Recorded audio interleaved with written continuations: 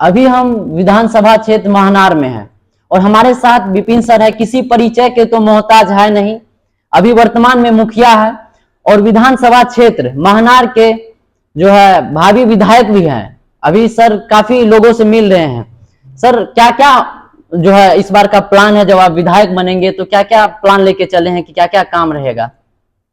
ये काम तो बहुत सारा है, बहुत लंबा चौड़ा है, सारा काम बचले है। आप महनार विधानसभा के अंदर जब आप आए होंगे तो सड़क से आए होंगे। सबसे पहले सड़क तो यहाँ का बहुत बदतर दिखा। हवाई जहाज से आप आए नहीं नहीं सर।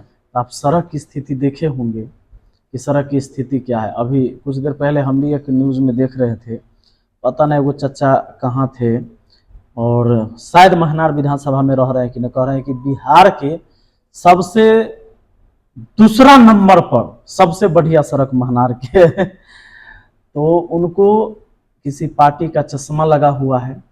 चश्मा जब वो हटाएंगे तो उनको दिखेगा कि महनार विधानसभा क्षेत्र के सड़कों की स्थिति क्या है। महनार बाजार और जंदाहा यहाँ पर जो है मट्ठा महा रहा है। कई जगह सड़क पर पानी भी मट्ठा बनता है ना, दही से मट्ठा वो हो रहा है। यहाँ पर जाइएगा तो देखिएगा नेता मंत्री चले जाते हैं, 4 चक्का गाड़ी रहता है, नहीं पलटता है। लेकिन कुशवाहा चौक पर जाइएगा तो 2 दिन पहले हम लोग आवाज उठाए हैं, उसके बाद कल ईंट टूट गिर के NH 322 है। कितना ऑटो दिन भर में पलटता था, 5 गो 7 गो ऑटो डेली पलटना है। वहां पर समस्तीपुर की तरफ जाइएगा जंदाहा से तो कुशवाहा चौक है, वहां पर कल जाके ईंट उट जो है डलाया है। आप अपने तरफ से? नहीं, हम कहला डलवाते वहां। ये मंत्री उंत्री को जब इन लोगों को सुनाई दिया है, जब हम वीडियो यहाँ से डाले हैं तब जाके वो लोग जो है से अभी मतलब आपके आवाज उठाने पर एक्शन हुआ? हम आवाज उठाए हैं और हमारे आवाज उठाने से पहले वहां के लोग आवाज उठाए हैं।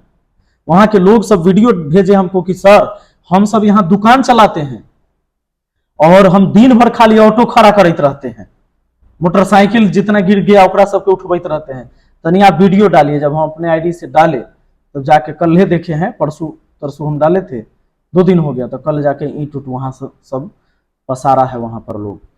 तो स्थिति जब बाजार की इतना दयनीय है तो आप ग्रामीण स्तर में, जब ग्रामीण क्षेत्र में आप घूम कर देखिए, पता चल जाएगा बहुत बुरा स्थिति है सड़कों की। शिक्षा पर आप क्या क्या बदलाव चाहते हैं? भाई शिक्षा में एकदम बदलाव जरूरी है। भारत सरकार पूरे आप देख लीजिए देश से लगभग 60,000 सरकारी स्कूल को बंद करने की कगार पर है और बंद हो गए। सबसे ज्यादा आज उत्तर प्रदेश में सरकारी स्कूल बंद हुए हैं।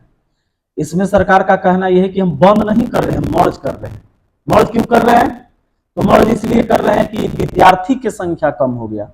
तो मेरा सवाल है कि जनसंख्या घट रहा है इस देश का कि बढ़ रहा है? बढ़ रहा है। हम दुनिया के सबसे पहला जनसंख्या वाला देश बन गए, हम चाइना को पीछे छोड़ दिए और तब भी आपके विद्यार्थी की संख्या स्कूल में घट रहा है। एजुकेशन सिस्टम आपका फेलियर है। आप इस पर बात करिए कि जब जनसंख्या बढ़ रहा है और स्कूल में बच्चे घट रहे हैं, ये बच्चे जा कहां रहे हैं? या तो वो स्कूल छोड़ दिए, स्कूल नहीं जा रहे हैं, और अगर जा रहे हैं तो वो मजबूर है प्राइवेट स्कूल में जाने के लिए। और हमारी देश की जो सबसे बड़ी आबादी ये है कि वो प्राइवेट स्कूल में पढ़ाने के लिए असमर्थ है। काफी फीस ज्यादा है, असमर्थ है भाई। सब कोई नहीं प्राइवेट स्कूल में अपने बच्चों को पढ़ा सकता है। हम लोग खुद सरकारी स्कूल से पढ़े हैं। अब एक चीज और देख लीजिए यहां पर नेगेटिव क्या है। आज अगर आप 3 स्कूल को मर्ज करके चौथा स्कूल में कर दे रहे हैं, तो चौथा स्कूल में जब जाएगा इसका मतलब है कि कई सारे गांव के स्कूल के बच्चे अब चौथे गांव में जाएंगे। सबसे ज्यादा लड़कियों की शिक्षा में कमी आएगी। हर गांव की लड़कियां नहीं जाएगी चौथे गांव में पढ़ने। आज गांव और स्कूल है, इसकी वजह से लड़कियां पढ़ भी ले रही है। सबसे ज्यादा कमी जो आएगी लड़कियों के लिए आएगी। और जान लीजिए कि जब तक लड़कियां शिक्षित नहीं होगी, आपका आगे वाला जनरेशन भी शिक्षित नहीं होगा और विश्व गुरु जो कहलाने का आप सपना देख रहे हैं वो अधूरा रह जाएगा, खत्म हो जाएगा। सर हम बिहार में तो ढेर सारा शिक्षक भर्ती आया है, काफी शिक्षा पे बदलाव हो रहा है। भर्ती आया है तो खाली शिक्षक के जगने से नहीं होगा, आप शिक्षक भर्ती कर दीजिएगा। एजुकेशन सिस्टम आपका क्या है? स्कूल में कितना पेरेंट्स मीटिंग होता है बताइए? वो कन्वेंट में जहां 100 रुपया 150 रुपया महीना में जो पढ़ाता है वहां भी पेरेंट्स मीटिंग होता है।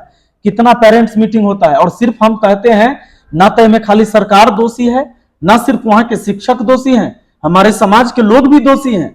जब आप प्राइवेट स्कूल में बच्चा के पढ़ाइएगा तो हाथ पकड़ के स्कूल जाइएगा छोड़े, मोटरसाइकिल है तो मोटरसाइकिल पर बैठा कर लेके जाइएगा, नहीं है व्यवस्था तो आप स्कूल के गाड़ी भाड़ा पर करवा के और तब बच्चा को भेजते हैं।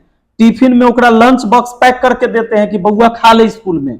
लेकिन जब सरकारी स्कूल में जब हम बच्चा को भेजते थे, झोड़ा टांग दिली, जो यहाँ से जा रहा है जा रहा है इधर गाछी में जाएगा कि बसवारी में जाएगा कि स्कूल पहुंचेगा कि नहीं पहुंचेगा, ओकर कोई गारंटी नहीं है।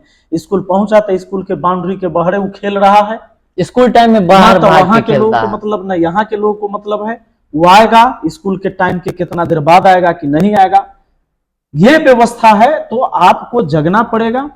जो गांव के लोग हैं जिनके बच्चे हैं, अगर वो भी सिंसियर नहीं रहेंगे, उनको कोई मतलब नहीं कि स्कूल में पढ़ाई हुआ कि नहीं, कोई होमवर्क मिला कि नहीं, होमवर्क मिला तो चेक हुआ कि नहीं, शिक्षक ने चेक भी किया तो सही किया कि नहीं। मान लेते हैं बहुत सारे लोग अनपढ़ हैं, लेकिन इतना तो उनको पता है कितनों अनपढ़ हैं, कितनों गरीब हैं, आपका बच्चा स्कूल गया कि नहीं गया, स्कूल से टाइम से आया कि नहीं आया, इतना तो कम से कम जानकारी है। रात में वो आपका बच्चा पढ़ रहा है कि नहीं पढ़ रहा है, इतना तो कम से कम गरीबों है तो ये इतना पता है। एकरा ले हम सबको जगना होगा। शिक्षा ऐसा कोई जादू की छड़ी नहीं है कि कोई एक व्यक्ति कहीं से चला देगा सबको शिक्षा मिल जाएगा, ऐसा नहीं है।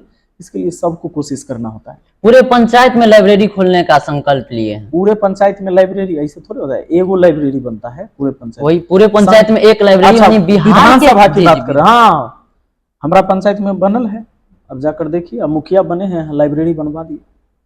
तो उसी तरह से हर पंचायत में, पूरे विधानसभा में लाइब्रेरी बनेगा। डोमिसाइल को लेकर के क्या रहा है? इस बार 85% डोमिसाइल बिहार वालों को मिला है। नहीं, वो तो हम उन्हीं लोग से पूछना चाह रहे हैं कि जो डोमिसाइल लागू किए, क्या उनको लगा कि डोमिसाइल लागू करना सही था? तो कहेंगे हाँ सही था तब लागू हुआ। तो आपको छात्रों का मांग नहीं, था। रुकिए, TRE 1 में काहे नहीं लागू किए, TRE 2 में काहे नहीं लागू किए, TRE 3 में काहे नहीं लागू किए? लड़का सब रोड पर जाके लागू करवाने के लिए मांग करते रहा, लाठी से पिटाते रहा, हाथ टूटा, पैर टूटा, माथा फूटा, जेल गया। कितना पर केस हुआ है, जेल गया, जेल काट के आया। और सरकार को लगा कि डोमिसाइल लागू करना सही है। अरे इतना के पीट दिया तैयो तोरा नहीं पता चला था कि लागू करना, आज पता चल रहा है। इसका मतलब है कि चुनाव के लास्ट के 2 महीना बाद समझ में आता है कि सही क्या है गलत क्या है। तो फिर विजन क्या है आपका? 5 साल के लिए कोई यहाँ पर प्रतिनिधि बनता है, चाहे मुखिया बने, विधायक बने, सांसद बने, मुख्यमंत्री या प्रधानमंत्री, 5 साल के लिए। और 5 साल का हम देख रहे हैं कि लास्ट के 2 महीना में आपको दिमाग खुल रहा है। ये गलत है। अगर आपको लगता था कि ये डोमिसाइल नीति हम लागू करेंगे, बिहार के नौजवानों को ज्यादा से ज्यादा मौका मिलेगा, नौकरी मिलेगा, इसको बाहर जाके नहीं भटकना पड़ेगा, तो पहलहू वाला में कैले रहते, इतना लाठी नहीं बरसबैले रहते तो बड़ा अच्छा होता। ये तो दूर का विजन नहीं हुआ आपका। आप कैसे कैसे सोचे कि नहीं यहाँ से हमको चुनाव लड़ना चाहिए, विधायक का चुनाव लड़ना चाहिए? क्योंकि जो है शिक्षित आदमी जो है कहता है कि राजनीति गंदा काम है, हम उसमें जाना नहीं चाहते हैं। आप कैसे जो है इस लाइन में हम ये बात सोच सोच के रोते रहे कि राजनीति बहुत गंदा चीज है, इनमें शिक्षित आदमी, साफ सुथरा आदमी के नहीं जाना चाहिए। ये रोने से साफ तो नहीं हो जाएगा, इसके लिए किसी न किसी को करना पड़ेगा। और ऐसे बहुत सारे लोग लड़े हैं, ऐसा नहीं है कि पहला शिक्षित व्यक्ति हम हैं जो चुनाव लड़ने जा रहे हैं। अरे भाई, देश के लिए अपने आप को कुर्बान कर देने वाला भगत सिंह भी एक छात्र था। आप सुभाष चंद्र बोस के देख लीजिए। आज जो IAS IPS लोग बनता है, उस समय अंग्रेज करवाता था इस तरह का प्रतियोगी परीक्षा। उस समय जो कलेक्टर जो उसके बनते थे जी, भाई, उसकी प्रतियोगी परीक्षा उन्होंने पास किया था। अब बताइए, गांधी जी वकालत करते, ब्रिटेन जाके वहां भी रह सकते थे। उन्होंने आधा धोती पहन के, आधा ओढ़ के, और देश की आजादी में अपनी कुर्बानी दी है। ऐसे ऐसे लोग यहाँ पर, डॉक्टर राजेंद्र प्रसाद, क्या वो शिक्षित नहीं थे? जयप्रकाश नारायण छात्र नेता नहीं थे? तो शिक्षित लोग पहले भी राजनीति में रहे हैं। और आप इतिहास उठाकर देख लीजिए इस देश का, देश की आजादी से पहले लगभग शिक्षित लोग थे। और जो शिक्षित नहीं थे वो समाज से भी थे। तो जो शिक्षित लोग आगे चलते थे उनके साथ साथ अनुसरण करते थे कि भाई हमारा समाज की पढ़ल लिखल आदमी है, तो हम लोग इनके साथ रहेंगे और चलेंगे। जब देश आजाद हुआ, अलग अलग पार्टियां बनी। जब पार्टी बना तो सबको मजबूत व्यक्ति की जरूरत था। और मजबूत व्यक्ति समझा कि बंदूक वाला को कहा जाएगा, जो माफिया होगा, क्रिमिनल होगा, जो पैसा वाला होगा, सभी पार्टी होगा। के अंदर ऐसे ऐसे लोग गए। और बस धीरे धीरे जो शिक्षित, सच में शिक्षित थे, वो अपने आप को साइड कर लिए। तो सब साइड कर लीजिएगा तो थोड़े होगा। उनको लगने लगा कि भाई इस मंच पर हमको इज्जत नहीं मिलेगा, तो यहाँ गुंडा मवाली बंदूक वाला रुपया वाला लोग बैठना शुरू कर दिया। लेकिन इस व्यवस्था के वजह से देश खोखला होते जा रहा है। पहले जब हम अंग्रेजों के गुलाम थे, आज करप्शन के गुलाम है। अगर इससे निकलना है तो फिर उस समाज को जगना ही पड़ेगा। और महनार विधानसभा की धरती से ऐसे लोग जग चुके हैं, जो लोग कभी राजनीति में इंटरेस्ट नहीं लेते थे, अब जब घूम के देखिएगा तो वो नौजवान, वो शिक्षित समाज भी आज जग चुका है। वो समाज से भी, जो समाज में बदलाव चाहता है, वो सब जग चुका है। मुख्यमंत्री का चेहरा के रूप में आप किसे देखना चाहते हैं? जो जनता पसंद करेगी हम उनको देखना चाहेंगे।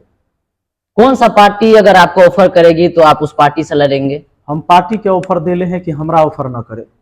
निर्दलीय ही पूरा डिसाइड कर लिया, लास्ट तक एकदम निर्दलीय ही लड़ना है। निर्दलीय लड़ना है। बाकी अभी बातचीत करने के लिए हमारे साथ विपिन सर थे। वीडियो को ज्यादा से ज्यादा लाइक शेयर कमेंट कीजिए और अपना राय जरूर दीजिए कि क्या क्या और बदलाव होना चाहिए। हम विपिन सर से कहेंगे कि छात्रों का मांग ये है कि ये भी पूरा होना चाहिए।